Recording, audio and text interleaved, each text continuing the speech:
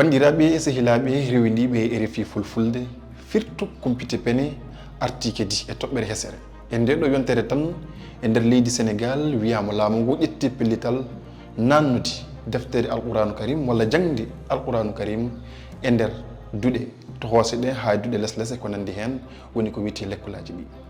On kabaru ko kabaru momin pefindi no feewi min bitti ngam ni hebde hen ko laaɓi. Kabaru mo wodani kono ko kabaru cariɗo sakti jaali no feewi e dow médiaji renɗo ɗi ha tengti e oɗon médiari biteɗo Facebook. Min keeɓi hen ko laaɓi saabu min keeɓi noddude goto e gonɗo e jagorgal kalfinagal banggue jangde woni ni joguiɗo banggue kabaruji muɗum o andini en wonde on kabaru jagorɗo o yaltinani ɗum kadi saktani ɗum hay pellital gotal ƴettake hen. Kono noon ko laaɓi ko kam ina andi jagorgal kalfinagal banggue jangde leydi Sénégal ƴetti pelliti kewɗe ko fati e banggue hesɗitinde kono noon kadi e ɓeydude banggue daraji e ko nandi hen. Kono hay saaha goto kabaru kam ɓayyinaka walla ni yaltina walla ni pellital ko fati e ƴettude alquranu karim ina nana ɗum e jangde walla l'écolaji ɗi waɗaka e nder Sénégal.